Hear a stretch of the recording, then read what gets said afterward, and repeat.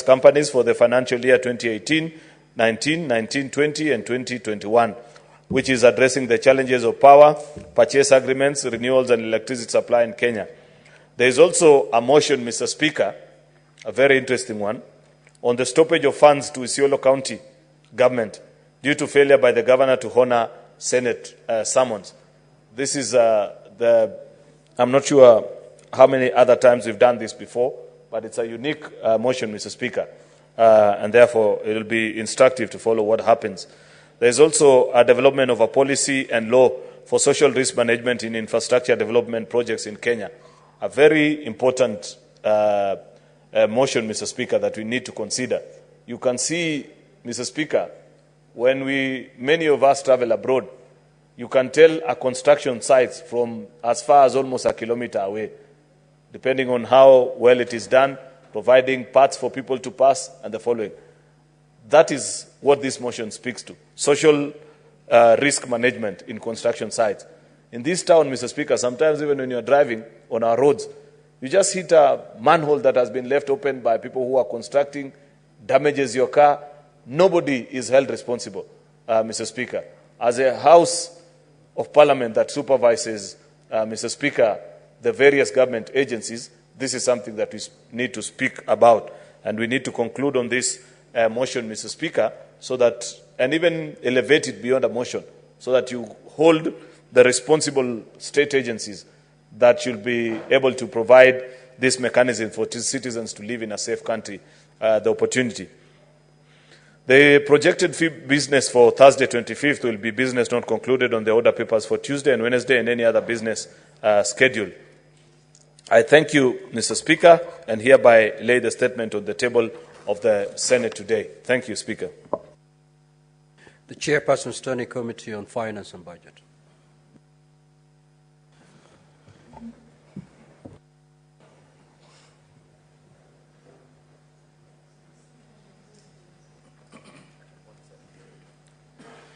Thank you, Mr. Speaker.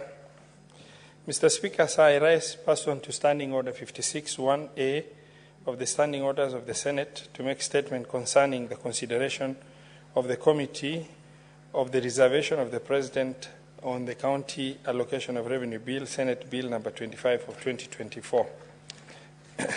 Mr. Speaker, sir, as you may be aware, the County Allocation of Revenue Bill, Senate Bill number 25 of 2024, was introduced in Parliament pursuant to Article 281(b) of the Constitution, which requires that at least 2 months before the end of the financial year, there shall be introduced in Parliament a County Allocation of Revenue Bill, which shall divide among the counties the revenue allocated to the county level of government on the basis determined in accordance with the resolution in force and Article 217.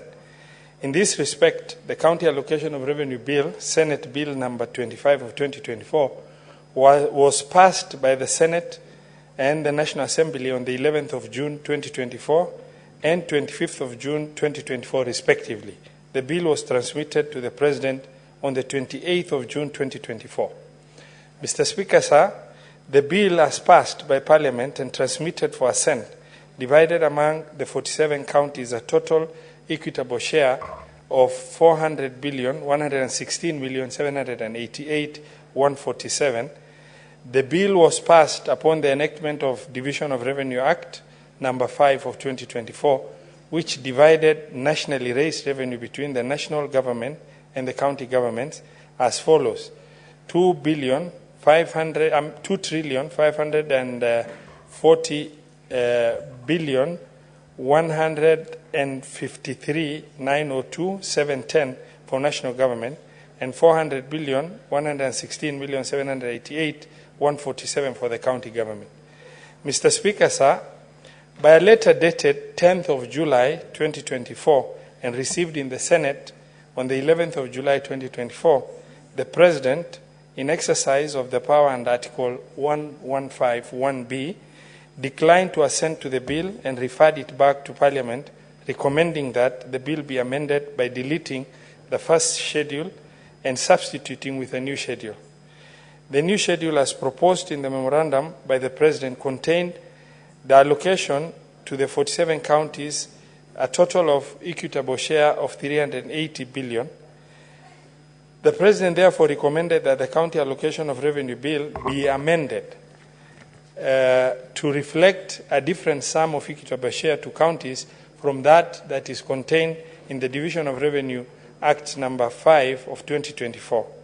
Mr. Speaker, sir, during the consideration of the memorandum, the committee noted that the President indicated that the recommendations were informed by the failure to enact the Finance Bill of 2024, which necessitated the reorganization and rationalization of the government fiscal arrangement for the financial year 2024-2025, including the County Allocation of Revenue Bill, to accommodate and the anticipated revenue reduction that would have been collected by the Finance Bill had it been enacted.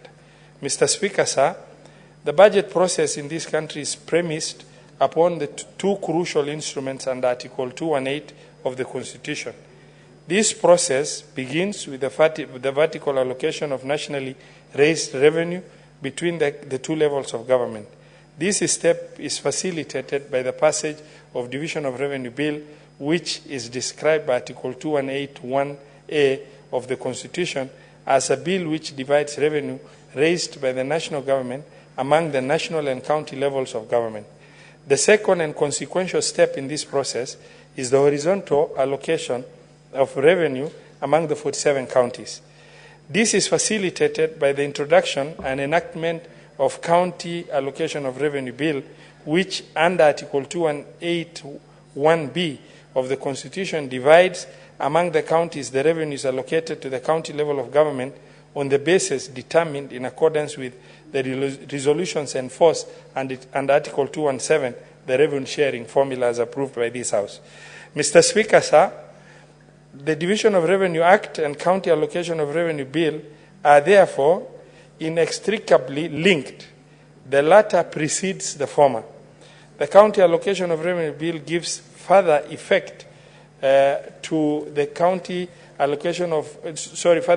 provisions of Division of Revenue Act, in which the determination of the sum to be allocated to counties is determined.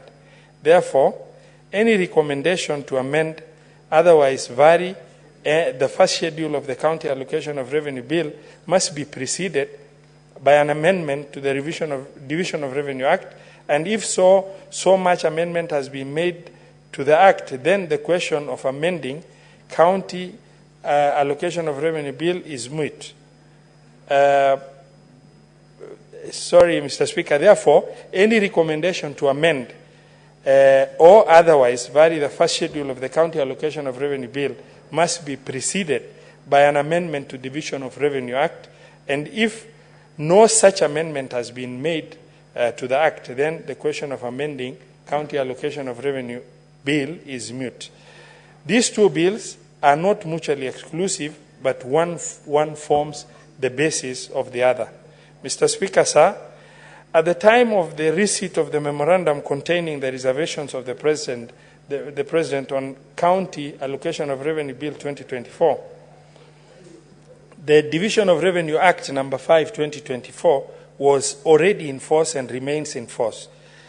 DORA 2024 provides for the county government share of nationally raised revenue of 400 billion, point 1. The first schedule of County Allocation of Revenue Bill 2024, as passed by Parliament and forwarded to the President for assent, provides for each county government share of the Kenya shillings 400.1 billion arrived at by applying the third basis of revenue sharing to the county equitable shares contained in Division of Revenue Act 2024. Mr. Speaker, sir, the committee observed that the constitutionally compliant procedure in regards to this matter would be the reconsideration of division of nationally raised revenue between the two levels of government for financial year 2024-2025 by Parliament. Mr. Speaker, sir, I wish to confirm that on Wednesday, 17th of July 2024, the National Treasury submitted the draft Division of Revenue Amendment Bill. The submission of this draft bill triggers the correct procedure for the reconsideration of the equitable share due to both levels of government. The committee reiterates that the processing of the reservation of the President on county additional allocation of Revenue Bill 2024 can only be done after the decision by Parliament on the proposed amendment to the Division of Revenue Act number 5, 2024. Thus, an alteration to the approved county allocation of revenue bill, Senate Bill number 25 of 2024, can only be undertaken upon enactment of the Division of Revenue Amendment Bill 2024. I thank you, Mr. Speaker. Next order.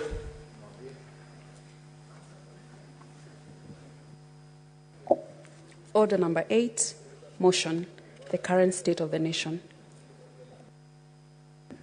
The Majority Leader.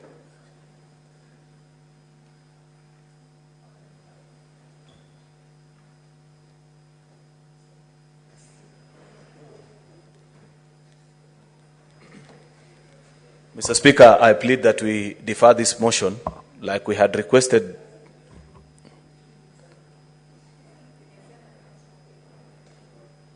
Yeah, that's part of the reason we are deferring.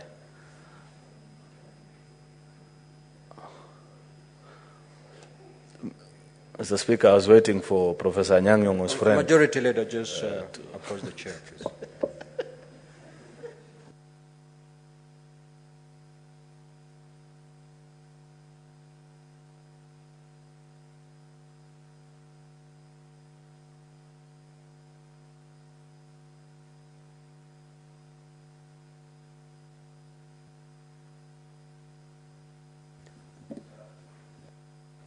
Mr. Speaker, you understand the unique nature in which we have dealt with this motion, that there are few members who haven't spoken to it, and we have been granting them an opportunity as leadership still consults on the final recommendations. I suspect that there may be members in the House, Mr. Speaker, who are willing and haven't had an opportunity to speak, save for Senator Kinyo, who will move the amendments, Mr. Speaker. If there are any such members, Mr. Speaker, then I want to humbly request that you allow them to make the contribution. Then we still suspend the motion until we conclude now as a leadership and move the final recommendations. Mr. Speaker, that's my request to you. Senator Tomojenda.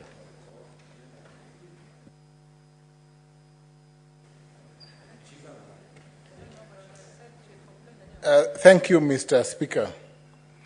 Mr. Speaker, I take this opportunity to contribute to the motion on the state of the nation, and coming after the contributions by the Leader of Majority and the Leader of Minority and several senators from this side of the House, Mr. Speaker, sir, I wish to reiterate that this is a time when His Excellency President Ruto, the President of the Republic of Kenya, must stand up and be counted to make Kenya what it is and to do those things, Mr. Speaker, sir, that will define this nation as a nation that belongs to all the people of this country. To define this nation, Mr. Speaker, sir, as a nation that is not just made up of two communities, that must, Mr. Speaker, sir, reflect the face of every community in this country. Mr. Speaker, it is a time for inclusivity, a time to ensure that all those in the peripheries of this nation who feel that they have been left out of the governance structure of this nation are brought into the framework that will steer this nation going forth. Mr. Speaker, a time that those groups, either the Gen Zs or other groups, however they define themselves, Mr. Speaker, sir, must be brought into governance. And, Mr. Speaker, sir, we are here to support His Excellency the President. Mr. Speaker, I have a history and I've been on record as being one of those members of Parliament who have supported and stood with government. And that, Mr. Speaker, is what I intend to continue to do. But, Mr. Speaker, with a tinker, Mr. Speaker, sir. I'm happy, Mr. Speaker, sir, that the leader of my party, the Right Honorable Raila Amolo Odinga, has seen the need, Mr. Speaker, sir, to work with government with a view, Mr. Speaker, sir, to stabilizing this government. Because this government, Mr. Speaker, sir, serves every citizen of this country. And when my good friend, the Senator from Migori, Eddie Mwok, spoke to me 3 days ago on the possibility of my party, the ODM, moving in the direction of government, I told him that that is the right thing to do. I told him that's the right thing. I know he will. He knows that that is the right thing, and that I believe, Mr. Speaker, sir, that my party. Order, Senator Ojenda. Yes, Mr. Speaker. Senator Eddie, there is just have a seat. Senator Ojenda, just have a seat. Before this motion was processed, the leadership sat and agreed to basic house rules. And one of those rules was that there shall be no points of order raised on any senator who is on their feet contributing to this motion. And again, I caution the senators not to abuse that particular house rule, that you be factual. And remember, we have not suspended the standing orders of this House. So you have to take responsibility for whatever you say. You have to be factual, and whatever you say, you must be able to substantiate. So if you're unable to substantiate, don't go there. Don't abuse the fact that no points of orders shall be raised.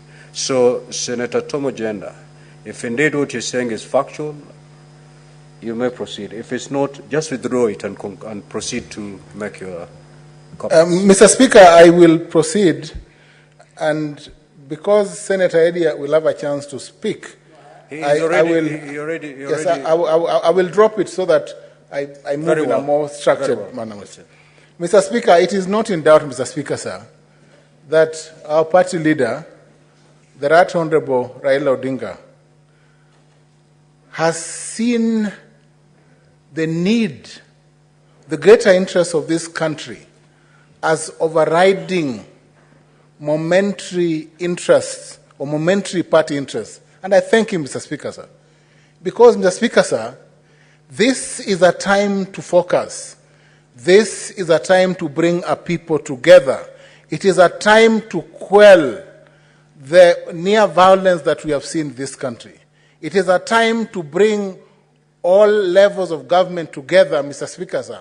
Because, Mr. Speaker, sir, what we witnessed on the day that the youth broke into Parliament is something that has never been witnessed in the history of this country. And we do not want to get to that low again. Mr. Speaker, sir, on that fateful day, not only was Parliament attacked, but the Supreme Court was also attacked. The county of Nairobi, the bastion or representing devolved power, was also attacked, Mr. Speaker, sir. This country must pull together. And to pull together, Mr. Speaker, sir, there must be a beginning.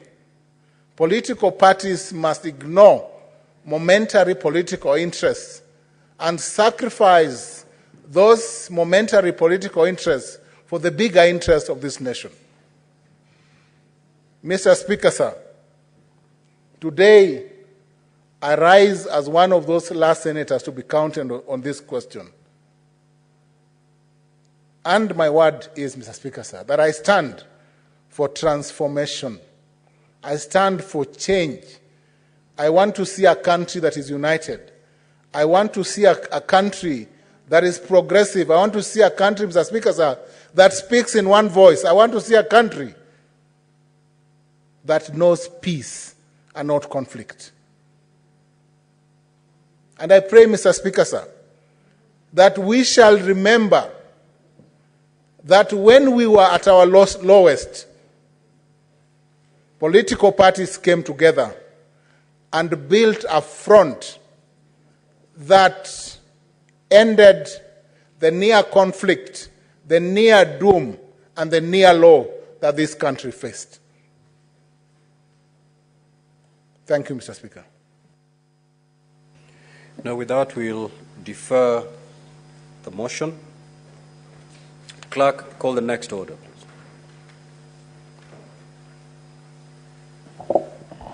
Order number 9, motion. Report of the Select Committee on Delegated Legislation on its consideration of the Social Health Insurance General Regulations 2024 and the Social Health Insurance Tribunal Procedure Rules 2024. Division. The motion is deferred. The Houses of Parliament Bicameral Relations Bill, National Assembly Bills number 44 of 2023, Division. The motion is deferred. That order, rather, is deferred. Order number 11, the Public Finance Management Amendment Bill, Senate Bills number 40 of 2023, Division. That order is also deferred. Next order. Order number 12, the Street Vendors Protection of Livelihood Bill, Senate Bills number 41 of 2023, Division.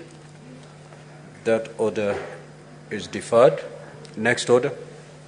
Order number 13, the Law of Succession Amendment Bill, Senate Bills number 20 of 2023, Division. That order is deferred. Next order. Order number 14, the Constitution of Kenya Amendment number 2 Bill, Senate Bills number 52 of 2023, second reading.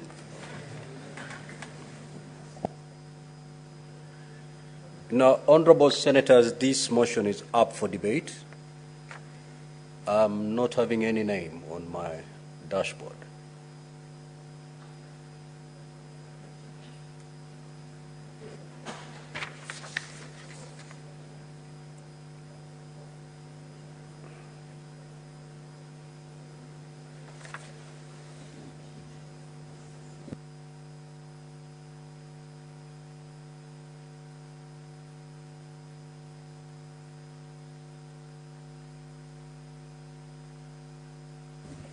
And the mover is not present also to reply, so we'll defer that order. Next order.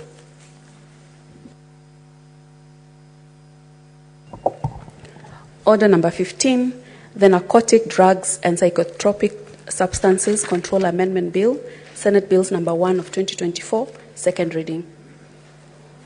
Senator Kathuri Murungi. That order is deferred. Next order. Order number 16, the Land Amendment Bill, National Assembly Bills number 40 of 2022, second reading. The Senate Majority Leader.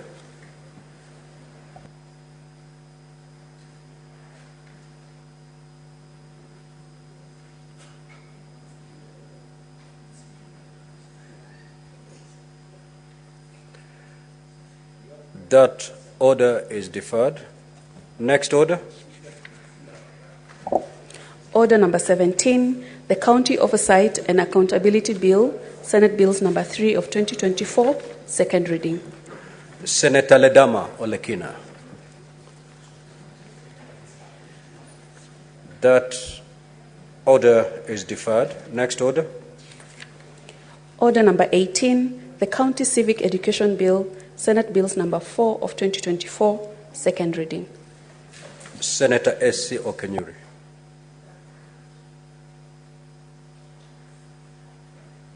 That order is deferred. Next order. Order number 19, the County Statistics Bill, Senate Bills number 5 of 2024, second reading. Senator Ali Roba. That order is deferred. Next order. Order number 20, the Statutory Instruments Amendment Bill, Senate Bills number 10 of 2024, second reading. The Senate Majority Leader. That order is deferred. Next order. Order number 21, the Intergovernmental Relations Amendment Bill, Senate Bills number 12 of 2024, second reading. The Senate Majority Leader. That order is deferred. Next order. Order number 22, the County Assembly's Pension Scheme Bill, Senate Bills number 14 of 2024, second reading. The Senate Majority Leader. That order is deferred. Next order. Order number 23, motion, report of the Standing Committee on Finance and Budget on the status of implementation of projects funded by the conditional grant for the construction of county headquarters. Honorable Senators, that motion is now on the floor for debate.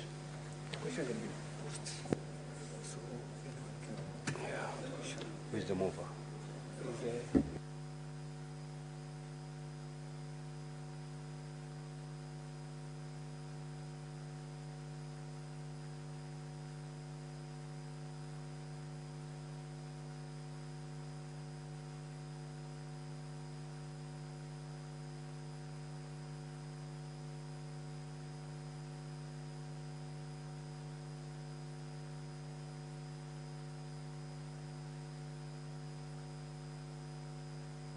Yes, Senator Mgatana. Mr. Speaker, I don't know whether the motion was moved. It was. Okay, then. And seconded. Thank you, Mr. Speaker. Mr. Speaker, I want to, first of all, congratulate the Honorable Senator Ali Roba, who moved this motion.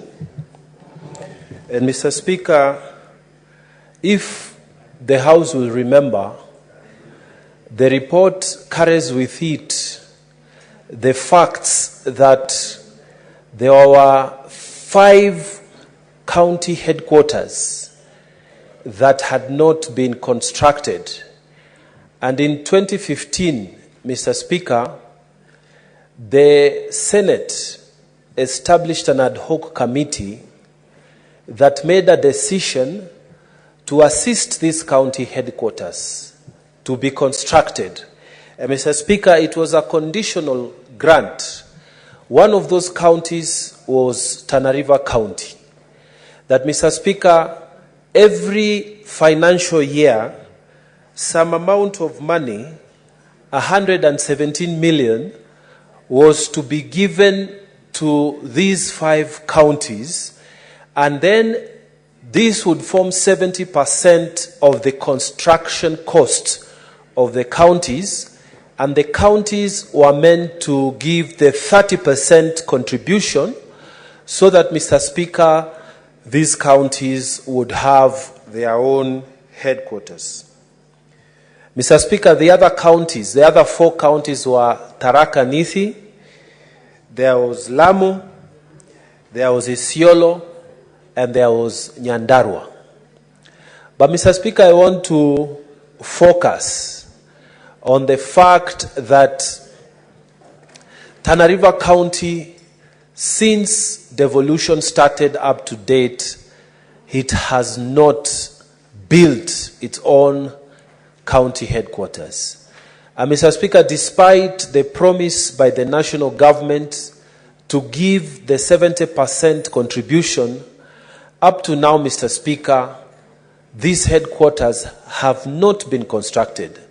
And, Mr. Speaker, the 5 senators from these 5 counties, we were invited by Chairman Finance Ali Roba to attend the meetings so that we can resolve the issues. And, Mr. Speaker, at the end of these meetings, there were commitments that were made by the national government, and the governors of the county government agreed that they would finish their part. Mr. Speaker, up to now, the 5 county headquarters have not been constructed. What I want to acknowledge here is that the national government the PS of Public Works, and the CS, the PS Treasury, they have played their part. They have even written agreements, Mr. Speaker, to transfer now the full responsibility of construction to the county governments. And now the issue of having issues about who is in charge of the actual construction of the projects has been finalized. Mr. Speaker, I really wanted to take this opportunity to thank the Senate Finance Committee because of the leadership it has shown in this matter. Mr. Speaker, in Tana River County, for example, Mr. Speaker, you visit other counties and you see the beautiful county headquarters. You visit other governors and you see truly some counties have beautiful executive offices of their governors where important discussions are done, and even potential donors, potential partners, potential economic investors in the counties, they go and they have confidence that they are dealing with the right people. But when you come to our county, Mr. Speaker, since devolution started, it has not been possible to also enjoy the facilities of our county headquarters. So, Mr. Speaker, I am grateful to the Senate Finance Committee for the work they have done, for the leadership they have taken, calling all the 5 governors, calling the Treasury people, calling the Public Accounts Committee together to a table to agree on what needs to be done to solve the issues of county headquarters once and for all. Mr. Speaker, I really am grateful that we have been able, as a Senate, to offer leadership through the Senate Finance Committee. And so I thank the Senate Finance Committee, and my prayer is that now the implementers, who are the county governors, will be able to take it from where we left it, and they will be able to construct this building. And the monies that were promised by Treasury, that they will release those funds in good time, Mr. Speaker.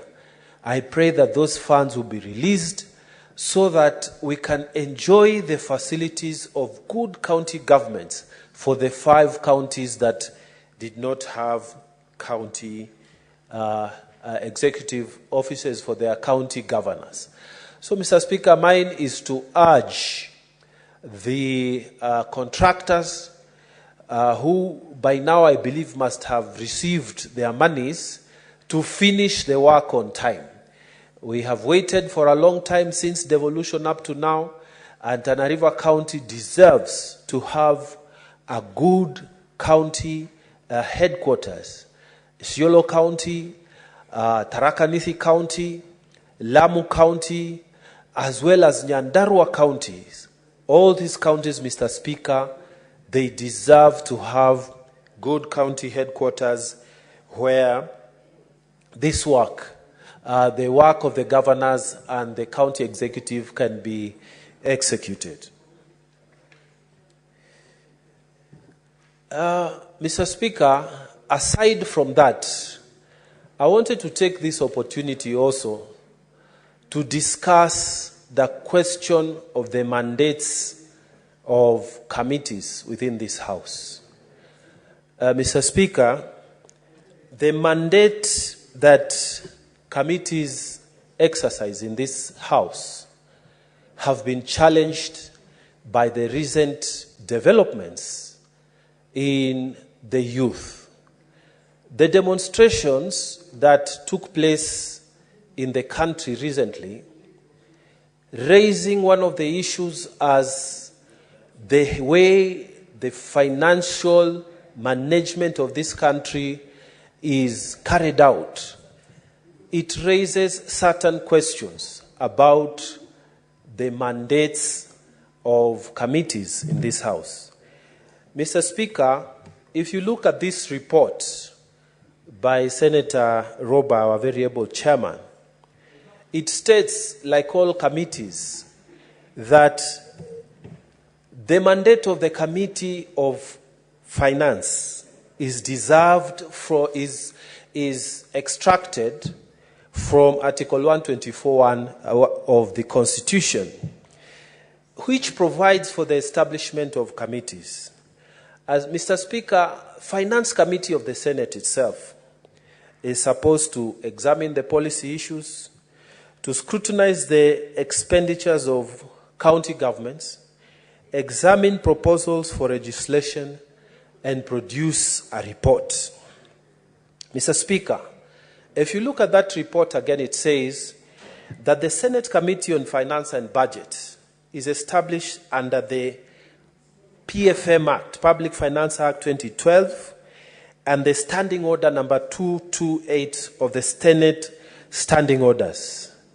And Mr. Speaker, one of the things that this Finance Committee is supposed to do is to scrutinize how the funds are being utilized in the various county governments. And it's not just the Finance Committee. We have the Special Funds Committee, Mr. Speaker, that is chaired by the Honorable Sosi. We also have the Public Accounts Committee that is chaired by Senator Kajwang. Mr. Speaker, we have been making very serious recommendations that come from the reports of the Auditor General. Mr. Speaker, there is a lot that committees in this Senate have been doing in terms of reporting misuse and mismanagement of funds that are allocated under the equitable share, and also those are raised from on-source revenues from county governments. But Mr. Speaker, the fact that the young people went into the streets and they are raising questions, not just on the national government, but even on the county government, it means this mechanism that we use, that governors come, they give explanation on audit queries, and then they go away. This mechanism, Mr. Speaker, not only in the Senate, but also in the National Assembly, when they are now oversighting the national government, this mechanism, Mr. Speaker, has been brought to question. That, Mr. Speaker, our own chairman of a Public Accounts Committee of the Senate declares a whole county that this office is a criminal, it's an area, it's a crime scene, Mr. Speaker, and it needs investigation. But then we leave it there. So our people have been seeing these things on television, Mr. Speaker. They have seen governors not being able to explain themselves. And yet the mechanism that we have, Mr. Speaker, does not force governors to go to take plea for misdeeds within their counties. Mr. Speaker, when you visit the Public Accounts Committee, you would see even within the Public Accounts Committee, there are members from the Auditor General's office, there is a representation from the ESCC. Mr. Speaker, no action is taken.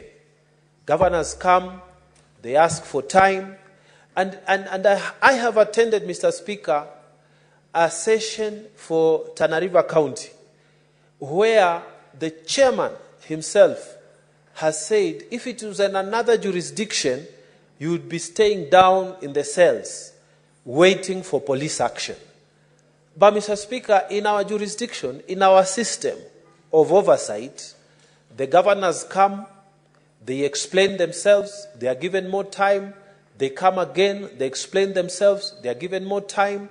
And, Mr. Speaker, the Auditor General now is even a very frustrated person.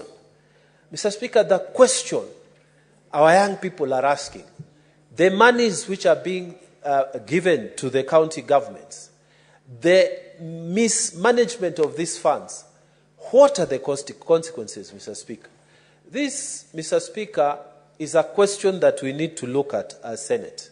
This mandate of Article 124(1) of the Constitution that is clearly not being effective, because if these managers of our resources in the counties are coming and going and coming and going and no consequence is visited upon them, it means, Mr. Speaker, the committee system in Kenya is not working.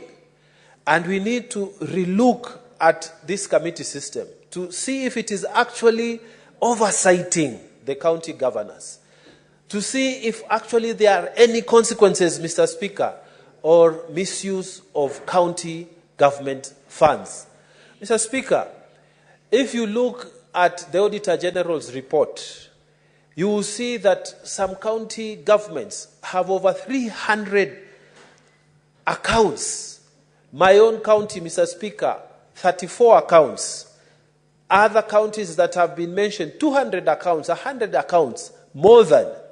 And Mr. Speaker, against the rules of the Public Finance Management Act. And yet, no consequences. You write to the relevant authorities, no consequences. Mr. Speaker, this country, through the demonstrations that have taken place, are asking for a new culture. Either, Mr. Speaker, we give directions, because corruption is not going to be done to be solved by the president. Corruption is going to be solved by all the arms of government playing their roles. If the committees of this House, Mr. Speaker, are giving direction that this is a crime scene, that this governor needs to be arrested and charged, you have ESCC sitting there, you have representation from the Auditor General, and nothing happens. Mr. Speaker, we need to take the opportunity, like the President took the opportunity to start wiping off. He dealt with his cabinet. We need also to have a retrospect, Mr. Speaker. Are these committee systems working? Do we need to also change our laws? Do we need to make our teeth bite, Mr. Speaker? What else can we do? Because our committees, Mr. Speaker, even governors refuse to come, some of them, and nothing happens to them. We just put the fine of the normal fine of $500 million. They come and pay, they apologize, and they go away. We say that this money has been mismanaged. They come, they explain, they go away. Mr. Speaker, the committee system must be made to work. The committee system must actually be made to work. And it is time, just like the executive has taken action, to create a system that is more accountable. Even us, Mr. Speaker, in this House, we can take the opportunity, because the public is asking for answers. When systems fail, it's when the public goes out, and because there's no leadership now. When they see even members of parliament, Mr. Speaker, they have audit queries, and there's nothing that happens to them, Mr. Speaker. Our people are also asking, apart from the executive taking action from these demonstrations from our youth, we also need to look introspectively into ourselves. We look into these committee systems. What do we need to do to strengthen them so that people who are managing public funds, Mr. Speaker, can face consequences when things are not being handled as per the expectations of the public? Mr. Speaker, otherwise, I beg to support this report and thank very much the Finance Committee for the work they have done. Thank you, Mr. Speaker. Senator Maitho. Thank you very much, Honourable Speaker. I also rise to support this report of the Finance Committee on the status of the implementation of projects that were funded by conditional grant for the construction of county headquarters. Honourable Speaker, one of the counties that were beneficiary of this conditional grant was my county, Nyandarua County, and the reason why this was mooted in this House, Honourable Speaker, was to address the inequity that made 5 of the counties that have been mentioned here, Lamu, Isiolo, Tana River, Nyandarua, and I think one more county, Honorable Speaker, which after the hiving off and after counties came by Honorable Speaker, either their old district headquarters were taken to other places, or they never enjoyed to have been headquarters of former provinces, Honorable Speaker. One of these cases, Honorable Speaker, was Nyandarua County, whose old district headquarters were in Nyahururu, Honorable Speaker. In the new dispensation of the counties, Honorable Speaker, Nyahururu became part of Laikipia, and then we were then forced to go to a new county headquarters, or Kalau, which didn't have government facilities, Honorable Speaker. However, just as it has been correctly noted by the Committee on Finance, Honorable Speaker, this project and this idea, very, very brilliant idea that was mooted in 2017, has taken inordinately long to have it implemented or to have it come to fruition, Honorable Speaker. Some of the projects that we are speaking about, and in the case for Nyandarua, Honorable Speaker, the contract for the establishment of the county headquarters was signed in March of 2020. So close to 5 years later, Honorable Speaker, not really much has been able to be achieved because as it is in the project status right now, Honorable Speaker, the county headquarters has only been done up to about 55%, Honorable Speaker. And there are 2 things to it, Honorable Speaker. You know, this project was to be jointly undertaken by the county government and the national government, Honorable Speaker. And since we were invited by the committee twice, my own governor, myself, and the other governors from the other counties and the other senators from the other counties, Honorable Speaker, Tharaka-Nithi, Lamu, Isiolo, and Tana River, there are 2 things that came out very clearly, and I think it is in the recommendation of the committee. And I think it is fair that I also report, to the best of my knowledge, especially for the case of Nyandarua, in terms of the overall responsibilities of project management, including supervision, monitoring, and payment of contractors, Honorable Speaker, that is a secondary matter. But there was a request by the Council of Governors when they appeared before the committee. There was a request by the governors when they appeared before the committee, the governor for Tharaka-Nithi and the other 5 governors, Honorable Speaker, that they requested that now this project is now transferred to the counties, Honorable Speaker, for 2 things. One, Honorable Speaker, most of these projects had variations that were over 25% that is acceptable in law, Honorable Speaker. The initial cost of the county headquarters for Nyandarua was supposed to be 412 or 427 millions, Honorable Speaker. But after the first certificates were raised, the contractor had raised certificates of about 322 million. Then the new contract was entered into was for about 450 million, Honorable Speaker. So the contract sum went to up to almost twice the amount that was initially supposed to do with this county headquarters, Honorable Speaker.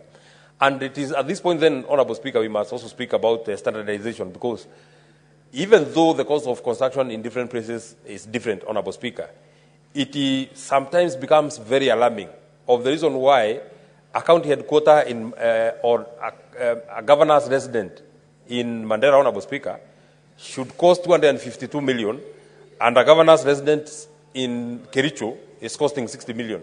I mean, a governor is a governor, Honorable Speaker. If this idea first came to the Senate in 2017, Honorable Speaker, we are now 7 years into the implementation of the project. If the projects have only been done 55%, the people are not getting as much utility as they should from getting a county headquarters, Honorable Speaker. I would want to conceptualize it this way, Honorable Speaker, that in the case for Nyandarua, the county assembly of Nyandarua was conceived after the county headquarters. The county assembly is now complete, has been in use for the last about 3 years.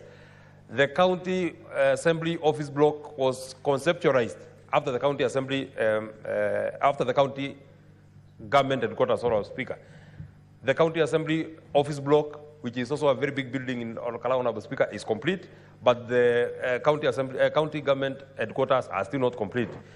The land registry in Olokala, Honorable Speaker, was mooted way after the county headquarters. It was launched way after the county headquarters, Honorable Speaker.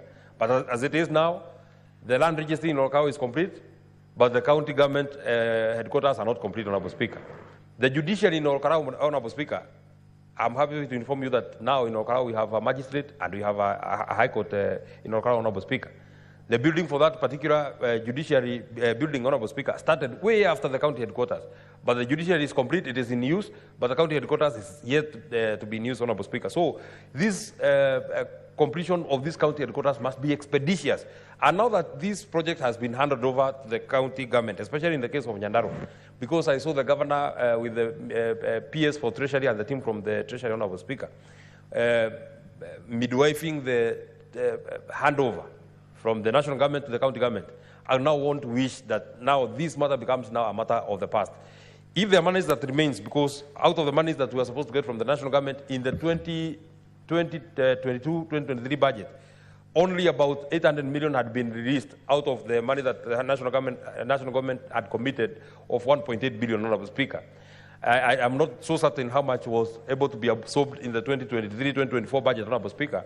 But if there are monies that are remaining in the national government, I think it is high time that we now ensure we send this money. And in this regard, Honorable Speaker, it is for this reason why I feel that even as we deal with the matters that we speak about, cutting our budgets, dealing with matters on austerity, if there are monies that we as a House must really try and protect, are the monies that are supposed to go to devolution, Honorable Speaker. Because even though the finance bill did not see the light of the day, Honorable Speaker, it does not mean that we cannot be able to collect as much as we collected last year. The minimum that we can get is what we got last year. We cannot go lower to what we got last year, Honorable Speaker, in terms of the monies that we are sending to the counties. If anything, Honorable Speaker, even revenues have expanded. The revenues that we are collecting this year are not the same revenues that we collected last year. So if our revenues are expanding, if the budget of the national government is expanding, Honorable Speaker, we must also expand the budget of the counties. You know, Honorable Speaker, we were being told that national government has a big burden, which I actually agree, because we need to absorb JSS teachers, Honorable Speaker. We need to ensure that we take care of our doctors, Honorable Speaker. But we cannot forget that even as we absorb JSS teachers, Honorable Speaker, there is the plight of ECD teachers that are in our counties, Honorable Speaker, who are earning a meager 8,000, Honorable Speaker. If we cannot send enough money to ensure that we help governors so that they can have the ECD teachers put in a very good contract so that they can be able to enjoy the fruits of their labor, Honorable Speaker, we shall have done a disservice to our counties. That I know will be a substantive motion that we shall deliberate on, Honorable Speaker, on the money that we are supposed to send to the counties. But I actually feel, Honorable Speaker, that even in the budgets of the county governments, because there was a share that was supposed to be contributed by the county governments, Honorable Speaker, even as we cry about the much that we want to push from the national budget, the monies that are supposed to have been appropriated by the county governments themselves, Honorable Speaker, there should not be an issue on expending that money, Honorable Speaker. They should be able to have budgeted in this budget of 2024-2025, Honorable Speaker, so that at least we remain with the bit that now remains with the national government, Honorable Speaker.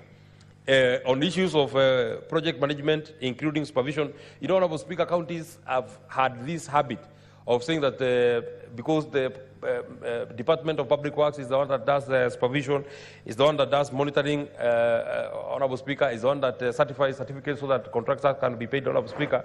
They want to use this as a reason for the inordinate delays in one, payment of contractors, and in two, certification of the works done, Honorable Speaker.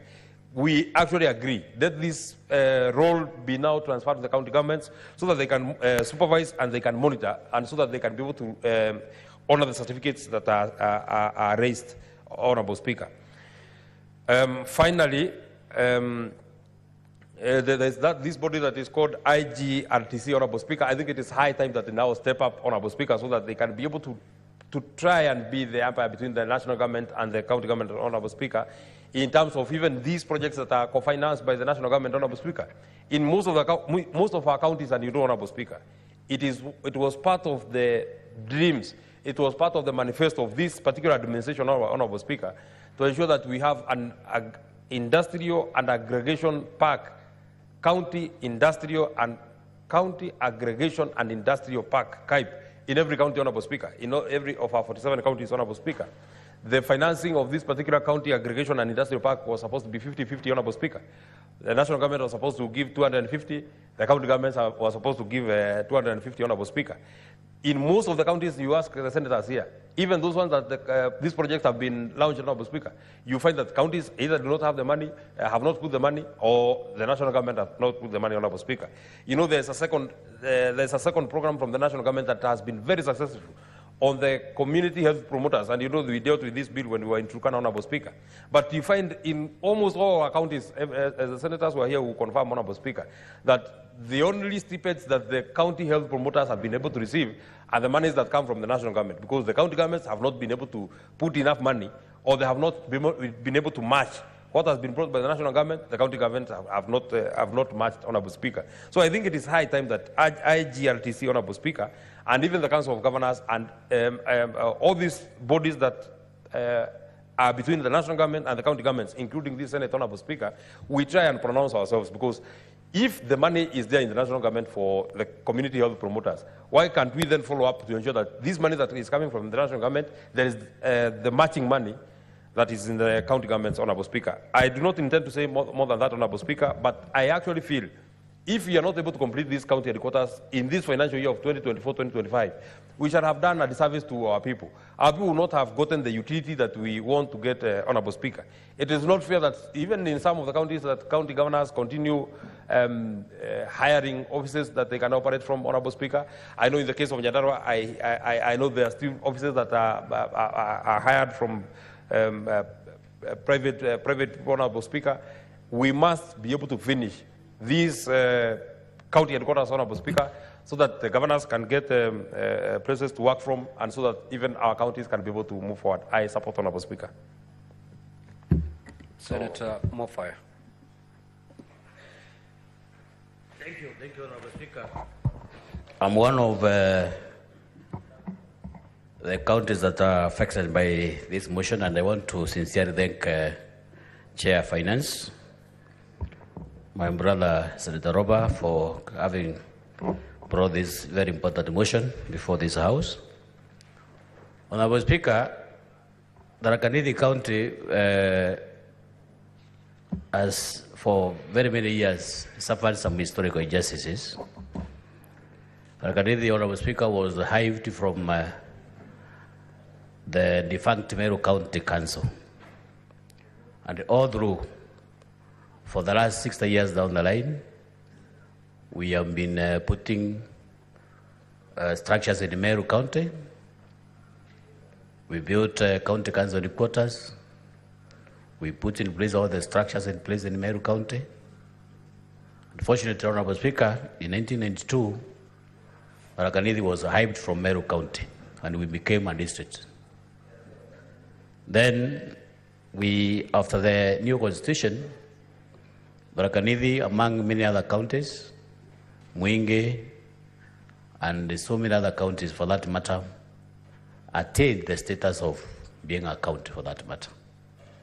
Honorable Speaker, when we became a county, people through public participation sat down and agreed that for effective representation, for effective devolution, we should have a place called Kadwana as county headquarters.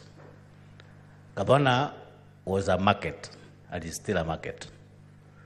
Because, Honorable Speaker, Kadwana serves, and to very many, it is the headquarters of the Tharaka Nithi County, where people would be served equally without necessarily having to travel from far distance, so that we could realize the essence of devolution. Honorable Speaker, it is important for this House to note that for the last 12 years since the inception of devolution, Kadwana has remained a ghost county headquarters with no meaningful structures in place.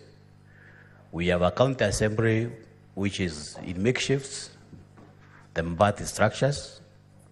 I remember last time, Honorable Speaker, I took devolution committee to Kadwana, and I was terribly ashamed. So, Honorable Speaker, I have captioned quite a number of debaters argue about the conditional grant that was given to county headquarters. But of course, Honorable Speaker, this man has faced a lot of challenges. Because, Honorable Speaker, I don't know why, for what reasons, that man has to go through the public works, creating a lot of bureaucratic processes and a lot of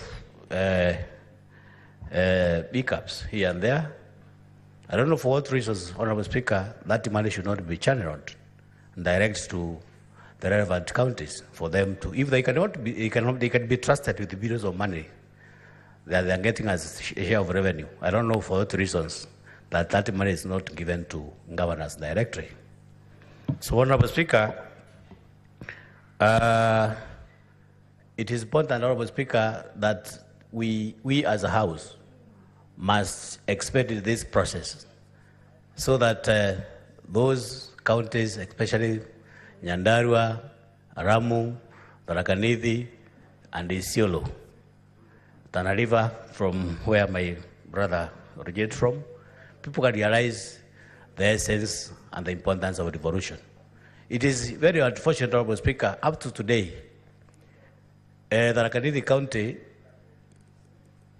the entire county administration is stationed at Chuka, disadvantaging quite a number of other constituents, especially those from Tharaka and some parts of Mara and Ngambangombe. And it is something, Honorable Speaker, has really brought a lot of issues, especially political temperatures. But, Honorable Speaker, I'm happy to report that up to now, the Tharaka Nithi County headquarters is almost 82% complete, but it cannot be occupied because it's just a shell. There is nothing that people can see. So, Honorable Speaker, I'm happy with the Chair of Finance because this motion is going to capture a lot of sentiments, a lot of feelings for the people.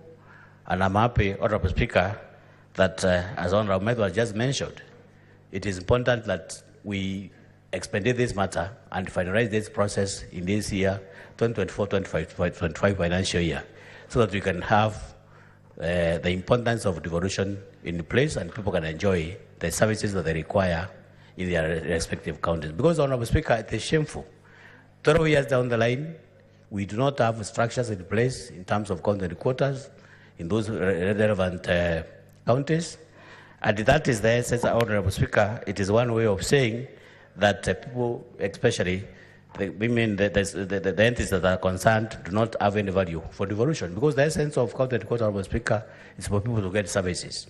So, Honorable Speaker, in this respect, I hope through this committee, through this House, we are going to expedite the process so that by 2024-25 financial year, we are going to have these counties put in place and the structures complete so that people can enjoy the essence of devolution. Honorable Speaker, I thank you and I support. Senator Bone. Thank you, Mr. Speaker. Mr. Speaker, sir, time truly moves. 2010, when the new constitution was promulgated, one of the most exciting provisions in the constitution, Mr. Speaker, was Article number 10 that provided for national values. And in Article number 10, Mr. Speaker, is specifically 10(2)(b) that speaks to the values of human dignity, Mr. Speaker, equity, social justice, Mr. Speaker, inclusivity, equality, non-discrimination, and protection of the marginalized. That is the Constitution of Kenya.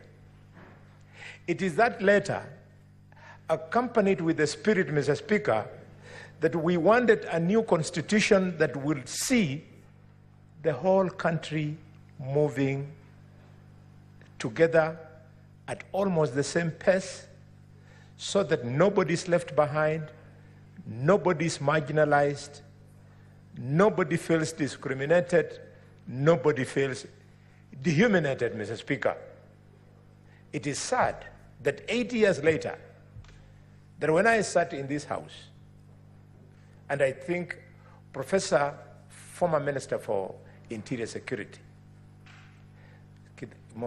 Kindiki, spoke very emotionally on this motion. I remember very well when I was seated there. And we succeeded. This was a matter that we debated in this house 2015.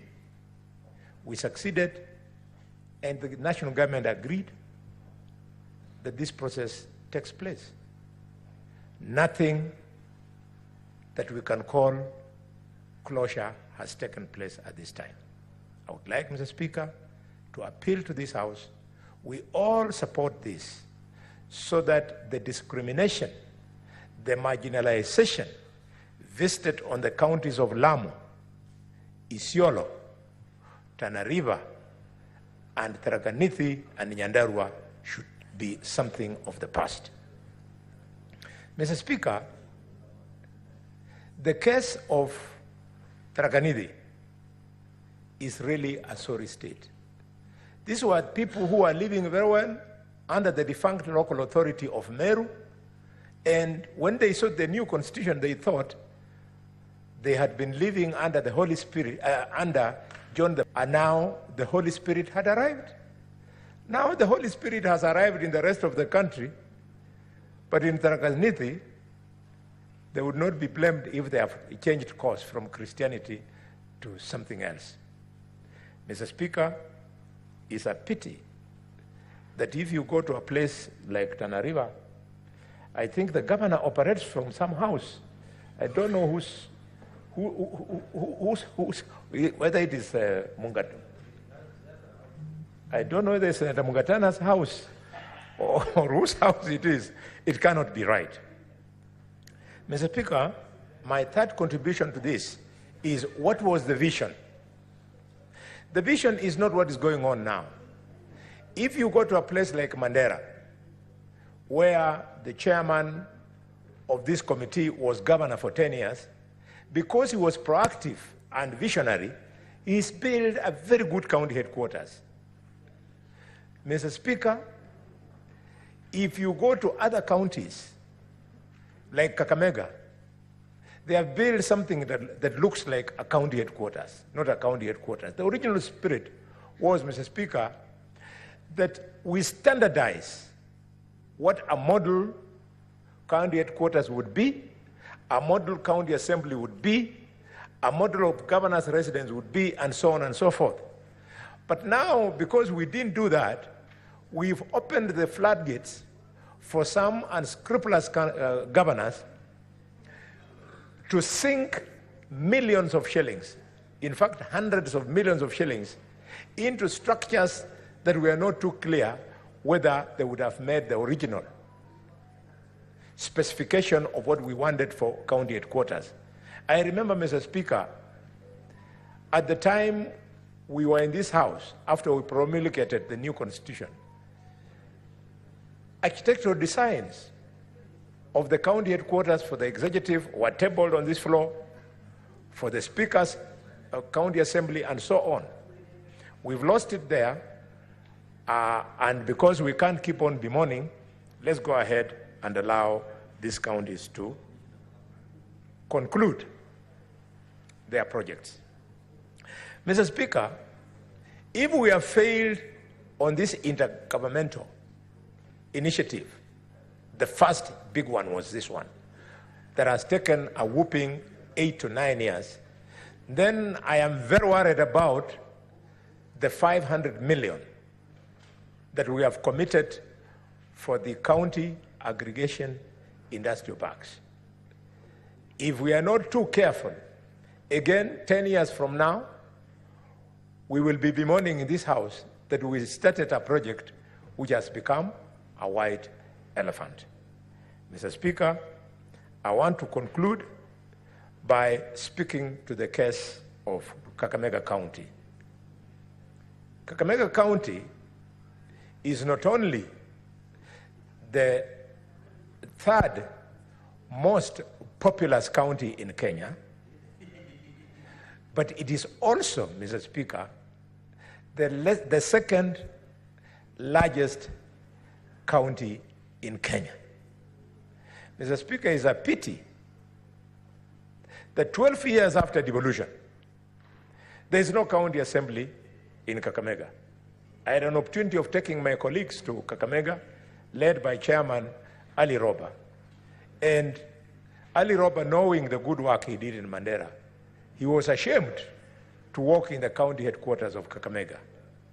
I call upon the current governor of Kakamega to pull up his socks, the current speaker of Kakamega, Mr. Namathi, to pull up his socks so that a new modern county assembly is constructed in Kakamega. And what is more, I want to urge the governor of Kakamega to desist from the temptation of the corruption that goes around renting county offices. Mr. Speaker, the county government of Kakamega pays rent in excess of 71 million shillings just for renting offices. And yet already at Mudiri, the former Mudiri estate in Kakamega, people have been evacuated. The governor said that his first project would be construction of the county headquarters. It is now 2 years. We're starting to wonder whether the governor will actually exit in 2027 when he has constructed or not.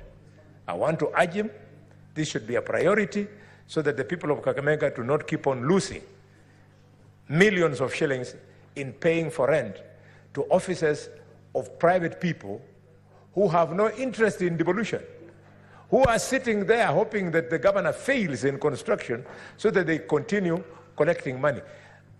Mr. Speaker, Madam Speaker, the matter is so crucial to the people of Kakamega that when the Gen Z came out into the streets of Kakamega, they went straight to those private offices. They didn't want to have them there and stoned them flat and banned county vehicles that were parked outside those rented premises. The youth were saying, Madam Speaker, that money is being wasted, the headquarters should be constructed. With those many remarks, Madam Speaker, I want to end my contribution by paying my condolences to the family of Caroline Shiramba, who was shot during the Gen Z demonstrations in Kakamega. And Madam Speaker, it is pathetic that the officer who shot Shiramba in broad daylight was an officer attached to the governor of Kakamega.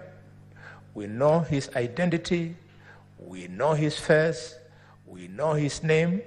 We want to urge the governor to surrender this security officer to the nearest police station so that the people of Ekolomani who buried Shiramba over the weekend can see an element of justice. I thank you, Chair. Thank you, Senator. Majority Leader.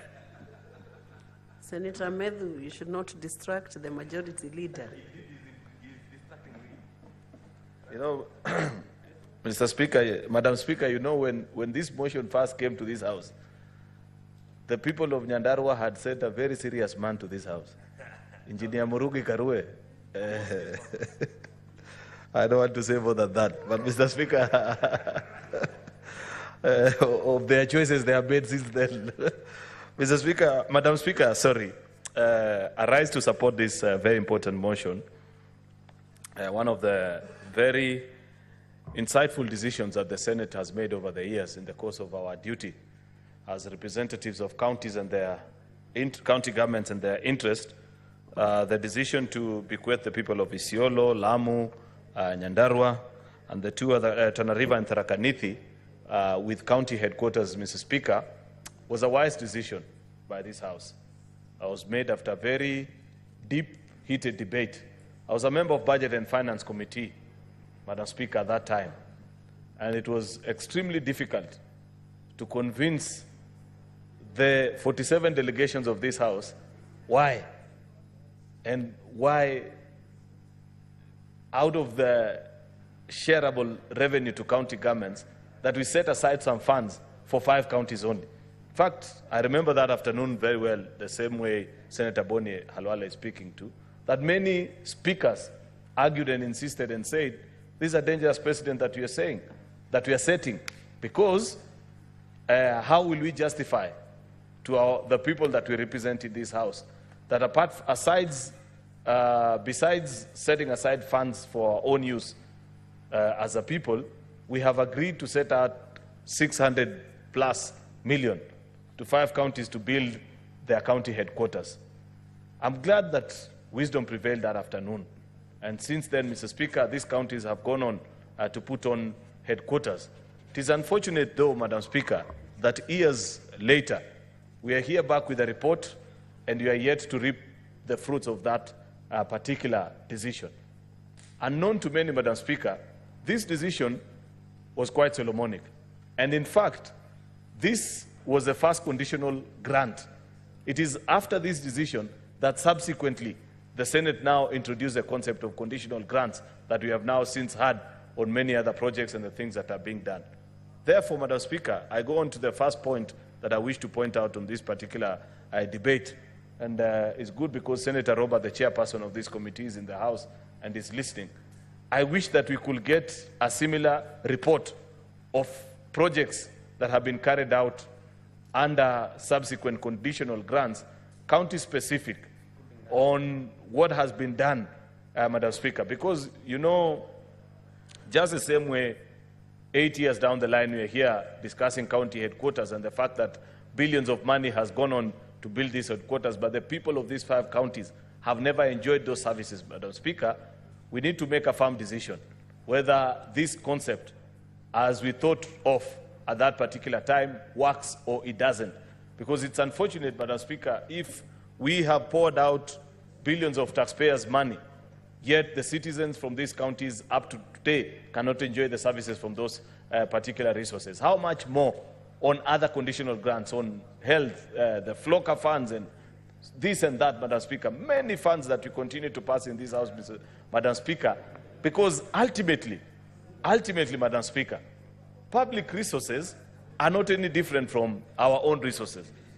It is your wish as an individual, every time you put out money to do a particular project, that you enjoy services from that particular project, whether it is building a house, setting up a business, buying an asset, Madam Speaker, you want to enjoy that which you are paid for.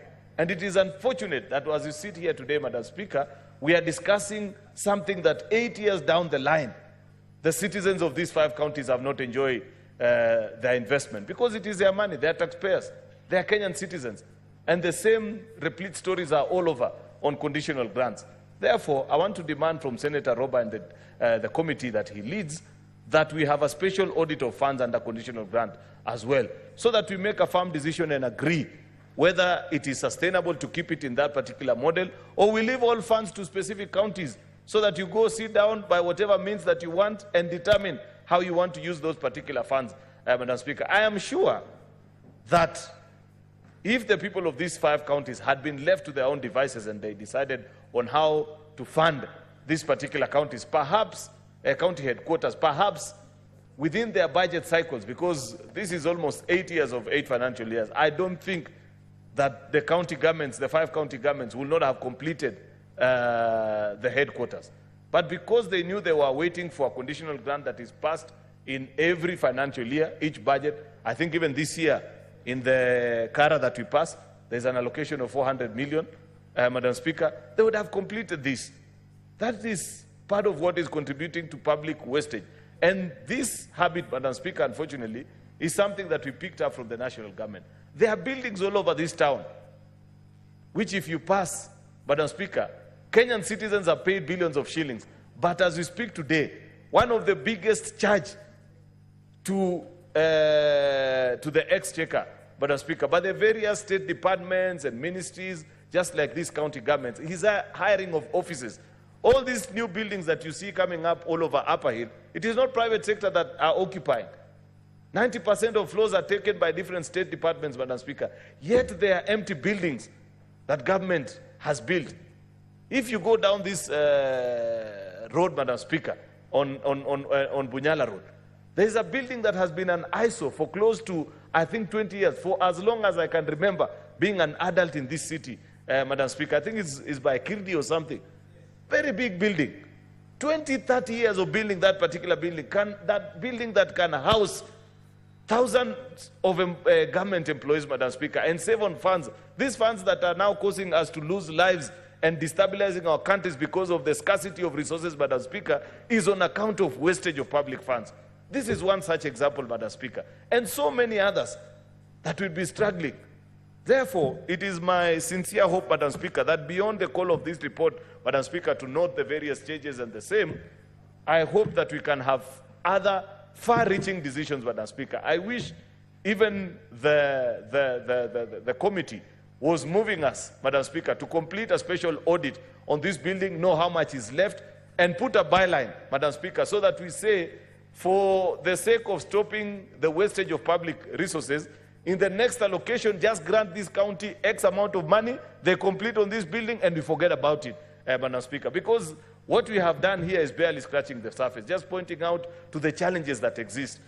It is my hope, Madam Speaker, that even as we interact and as we do the kind of reports that we have done, much as what the Committee of Budget and Finance have done is commendable, Madam Speaker, I wish they had gone for the kill so that we solve this problem for once and for all. And then secondly, and most importantly, go to the other conditional grants that we continue to have, Madam Speaker. Funds that we devolve, send to the various counties, but if you go, and I want to challenge colleague senators that are here this afternoon, just go to your county and check the various conditional funds that we send, whether it is the FLOCA funds or Kenya Urban Support Program, these specific special funds that we send to our counties, how many of them have got complete, well-done projects that you can be proud about, Madam Speaker? Many of these funds, Madam Speaker, they end up being wasted, especially because auditing of these specific funds, Madam Speaker, is under a different purview, separate from the annual audit reports that we receive. And I want to challenge colleague senators that the next time you visit your county assemblies, Madam Speaker, demand of our members of county assembly to carry out even special audits on these particular funds, Madam Speaker, and see, grant you a report or present a report before the citizens of your county on how much of the various conditional grants have been received and what projects have been done to completion. Because it is one thing to commence a project, it is another thing altogether for citizens to derive value from that project once it is completed. The challenge that we have in this country, and what we are being challenged about, Madam Speaker, is the fact that the minute people have procured a project and they have secured the 10% that comes from it or whatever cut the procuring officers receive from that particular project, nobody has an interest after that, Mr. Speaker, to see what happens with that particular project. They quickly move on to the next project. That is the report that we are reading this afternoon about these particular programs. Perhaps even the motivation in some of these county governments, Madam Speaker, is because people know that the contractor was signed up by a governor who has since retired. So they're asking, what is the motivation anyway? Why would I engage this particular person? It's unfortunate. We need to make a decision as a country, suspending the introduction of new projects until, first of all, Madam Speaker, you complete. You know, and many times we speak about this and people don't appreciate or understand that there is little difference in terms of deriving value out of public projects from what you do privately. If today, Madam Speaker, of the resources that you administer at a personal level, you have projects littered all over parts of the country where you have interest, Madam Speaker, and none of which is complete, are you a prudent administrator of your own resources? I thought common wisdom dictates, Madam Speaker, that you first complete one project or the other, Madam Speaker, enjoy the benefits from that particular project before commencing any other. That is what sensible people do. Madam Speaker, we are being challenged as a country to raise the heads of accountability. And this is the opportunity that has come out of the challenges that we are facing through as a nation right now. And we will be fools who have learned nothing out of this crisis, Madam Speaker, if we don't point out and agree actually to the wisdom that is being called upon for us to rise up and demand that we must put to better use any funds collected from citizens. The same things that you cannot do with your own resources, Madam Speaker, don't accept to do it with public funds, Madam Speaker. We must raise the standards of accountability for people to declare publicly and let it be known, Madam Speaker, that despite the fact that they have no specific interest on a project because maybe it was procured by a different administration, a different governor, a different procuring officer, you see to it that it is complete, Madam Speaker, so that citizens can enjoy the use of that particular project. Therefore, Madam Speaker, I want to appreciate the work that the Budget and Finance Committee have done, but I want to believe that we can do better, specifically to stall projects in our county. Many billions of shillings have been lost. And in fact, maybe this is something that, just as a final point, Madam Speaker, I wish to challenge colleague senators to do. This is the 13th year, or rather the 12th year, Madam Speaker, of devolution in our county governments.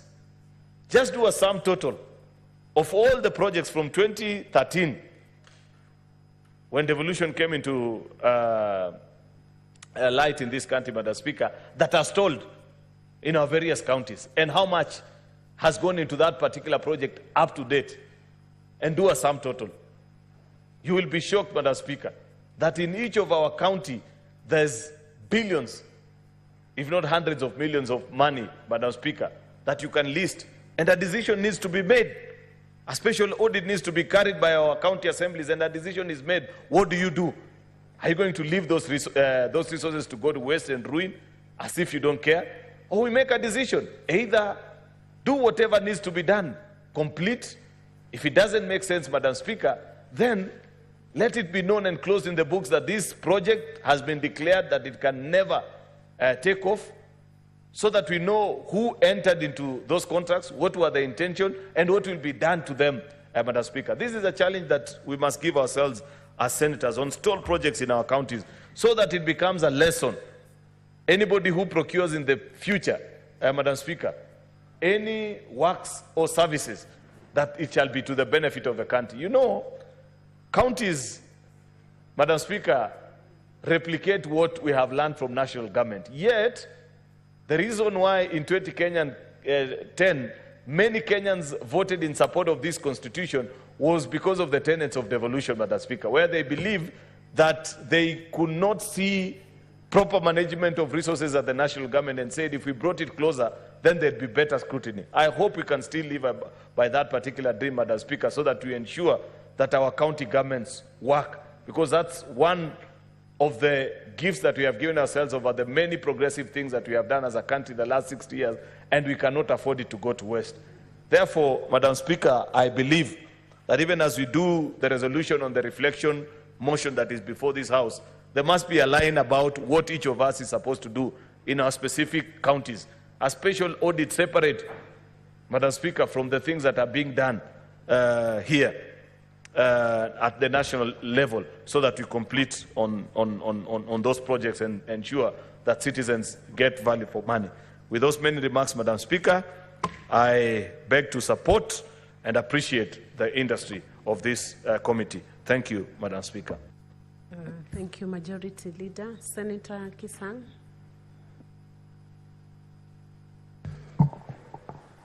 Thank you, Madam Speaker. Madam Speaker, I arise to support this particular motion.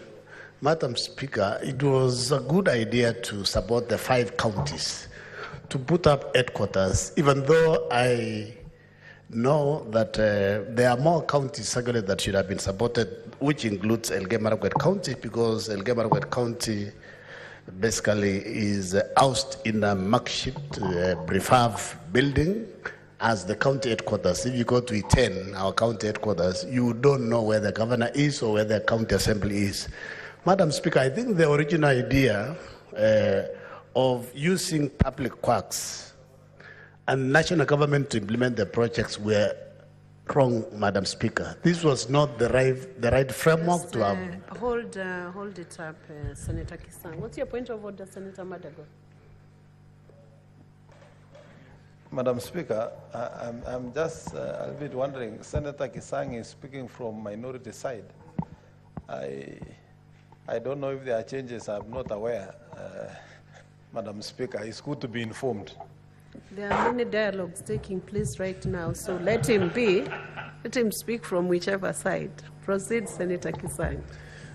Madam Speaker, I think Mandako has just come from a trip out of the country, and is not aware of realignment, and he doesn't know that we have an engagement of forming broad-based government. And as part of that broad-based government, I saw that this other side of the aisle, there was no one around. Madam Speaker, I was saying I think the original framework of using Public Works and Treasury to do the implementation of the project was wrong, Madam Speaker.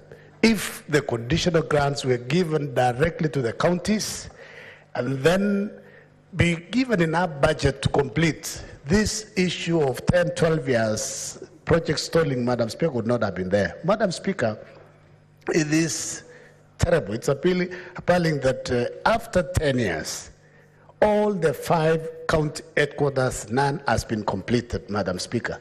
And within the same time, same governors, the governors of these particular counties where the money were channeled, they have put up their own buildings bigger than the county headquarters, Madam Speaker. Madam Speaker, this is something that we need to relook at, and as we support the report, we would urge the Committee of Finance and Budget to sit down and see if we can give them, we can allocate resources to these particular counties to complete once and for all. Otherwise, this thing will go on forever. As the leader majority had said earlier, Girdi put up a huge building, and it's been ongoing for the last almost 15 years.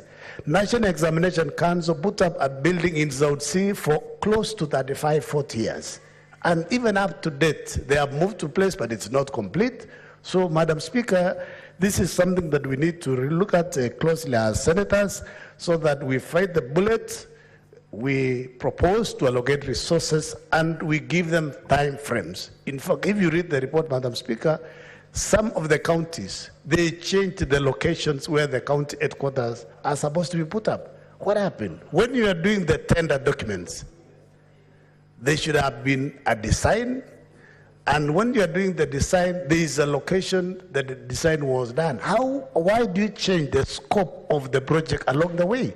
Basically, as you change the scope along the way, what will happen? The cost of the project will escalate. The contractors will leave site, come back later on, claim idle equipment on site. So that's why if we don't make the right decision, Madam Speaker, this particular county headquarters will continue being incomplete for a long time. I remember when we were in Turkana last year, Madam Speaker, for Mashinani Senate, the county headquarters for Turkana has also stalled. I know they use their own resources to put up the county headquarters, but it is, it's not benefiting. The reason why resources are allocated is so that the people of the counties can access services easily. They know where the governors are, they know where the county executives are, but now we're wasting a lot of resources across these 5 counties by hiring offices instead of benefiting from the resources that were allocated, Madam Speaker. Madam Speaker, it's also good to know that when you use Public Works to do the design and implementation, the cost of the projects actually more than double because of corruption. They are very inefficient. In fact, the counties are struggling, especially when it comes to monitoring and implementation. The Public Works officers, they ask for allowances. They are on salaries, but they ask for allowances to go to visit their sites. This is something that we need to build capacity for our county governments so that they don't have to rely on Public Works officers from the national government, Madam Speaker. Madam Speaker, as I had said earlier, we need to relook also at other counties.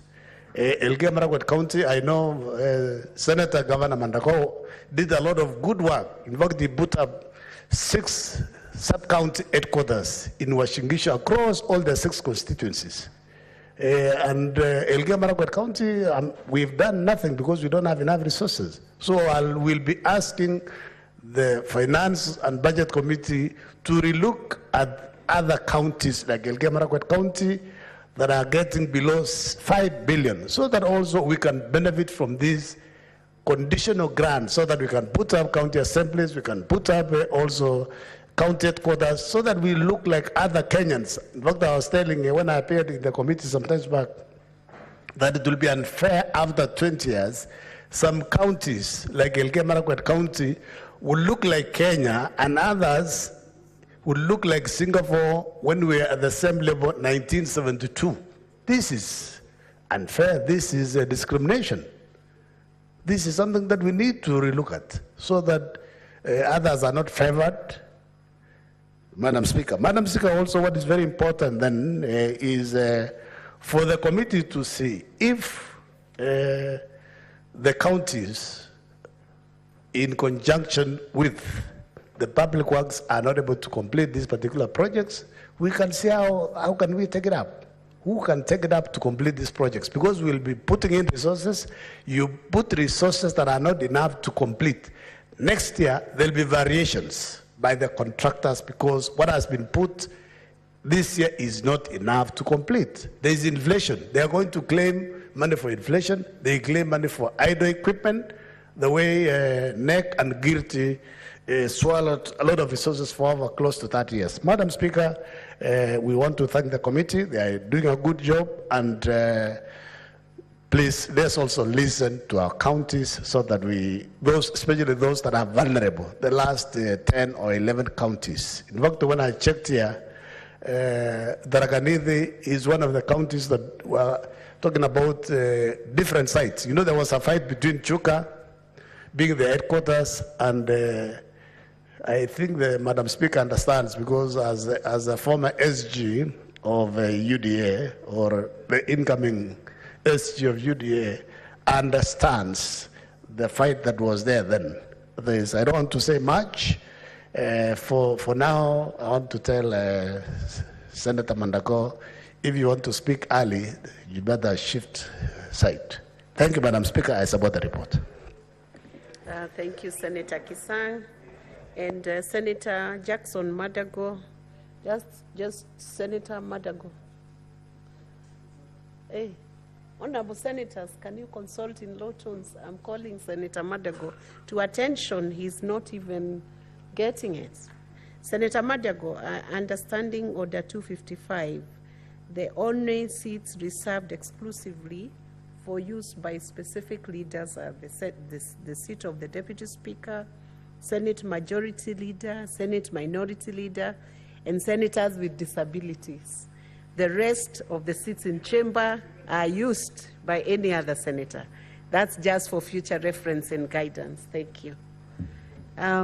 Senator Ledama Olekina. Thank you, Madam Speaker. Madam Speaker, I rise to support this report.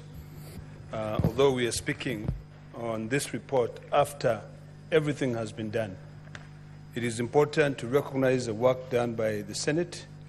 When the governors came to the Senate to seek support for these county headquarters to be completed, it is important also to note that the Senate played a critical role and ensured that at least these funds have been released under conditional grants. So this is one of the successes that we should be talking about, because a lot of people out there sometimes do not recognize the work that the senators do, but it is imperative to know that the Committee of Finance, led by the able chair, Captain Ali Roba, was able to bring all these players together, brought in Treasury, brought in the intergovernmental agencies, brought in the Council of Governors, and ensured that the money which was supposed to have been released to county governments by Treasury has been released, and these projects do not continue stalling. One of my biggest pet peeves, Madam Speaker, is that every time we pass budgets, we allocate funds, those funds are never released. So by the time a project is being done, the cost of doing that project has already changed. You know, something that you had budgeted to build with about 1.8 billion shillings end up costing about 3 billion shillings just because of dilly-dallying. So it is imperative to note the success of the Senate in ensuring that there's an alternative arrangement to be able to complete these projects. I hope that we can be able to do this, you know, to let this cut across all projects which are either co-funded by the county governments and the national governments. I'm sure if you traverse this country of Kenya, I'll bet the challenges that we're dealing with at the moment, which are normal. You know, in any democracy, it is not strange for people to have divergence of opinions. You will find projects, particularly being done by this current administration. You will find industrial parks that they say they're setting up. You'll find stimulus program markets. And those projects, you'll either find that they are co-sponsored by the county government and the national government. But all those projects will always end up stalling. One of my biggest concerns is that a project is designed, the cost is calculated, we agree that the national government is going to give about 1.2 billion, but they don't give that money. You know, the county governments proceed and they budget for that money. But if the certificates are issued and the contractors are paid, they will only complete the project to the level of payment.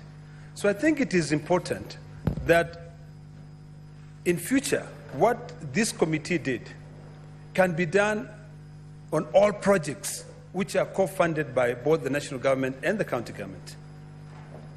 When I go to Narok, there is a market called Tulele Market, which is, over the last 3 or 4 months, I've noted that there is a big fence that has been put by the national government. It's actually with clear ownership or seeking credit and say it's a stimulus project by the national government. But it is stalled. You know, they went there, they put the fence, and that's about it. You know, when you go to Narok as well, you will find an industrial park, which the government came in, the national government came and said, we want to put up an industrial park. They built a fence up to this level. You know, 3 or 4 courses abandoned and taken off. When are we going to have that discipline to say that we are starting a project and completing it, that project? We don't want to waste time whereby the county governments now come together and they say, Senate, help us. Can we please finish this? And then we devise a system to be able to put it in conditional grants. So I think it is imperative to note the success of this project and then learn something from it and ensure that we apply to other projects which have continued stalling. We have a project in Kakamega County where the county government were building a hospital. They started by building that hospital, you know, saying we want to build a big level 5 hospital, and now it's just a huge white elephant project that can never be completed. And now it gets to a point where they say, we want to hand this over to the national government, for the national government to be able to do it. Why? Honestly, why should we be doing that? Where is this money that is kept aside somewhere by the national government to be able to handle all the failed projects? You know, why don't we not prioritize? Currently, we are talking about bringing discipline into this country, fiscal discipline. We're trying to make sure that we better services for Kenyans. The fight out there, Governor, Senator Mandago, it is not that the Gen Z wants to be president or they want to be senators or they want to be cabinet secretaries. What they're saying is that we want services, you know, provided to us. We want roads built for us. There's no point of us saying that we have billions and billions of shillings, yet we cannot finish even a single project. You know, I think This is a wake-up call.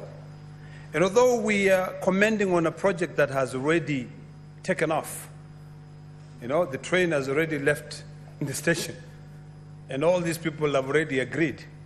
My hope is that if at all in any of those 5 counties, those headquarters are not completed, at least when we come and discuss this here in the Senate under conditional grants, we can then be able to allocate more funds, because what the county governments have done and what the Senate Committee on Finance has done is something that really should be commended. And I commend the chair for having taken the initiative. And then I think next time, because I do sit with the chair, I believe, and also with the vice chair at the House Business, we can try and speed up this report so that we don't come and talk about projects that have already been completed. Now, finally, as I wrap up, now that we seem to be trying to make sense and to have things work in this country, because this country is greater than all of us. We are all like a passing cloud. All of us will just come, go, die, and we're forgotten. I think it's about time that we rethink about everything, all the policies, how we do things, and we have sort of like the future at a glance. In everything we do, we ask ourselves, do we want to leave this country a better place than we found it, or do we just want to line our pockets, and only worry about ourselves? It's imperative that we think about the SDGs, particularly SDG number 16, which talks about accountability, and it is very current, Madam Speaker. All these things that are happening today, people are concerned about equality, they are concerned about accessibility of services, they are concerned about good laws. When we draft these laws, let us draft laws that will be able to assist this country, be able to stand strong. We have a big challenge.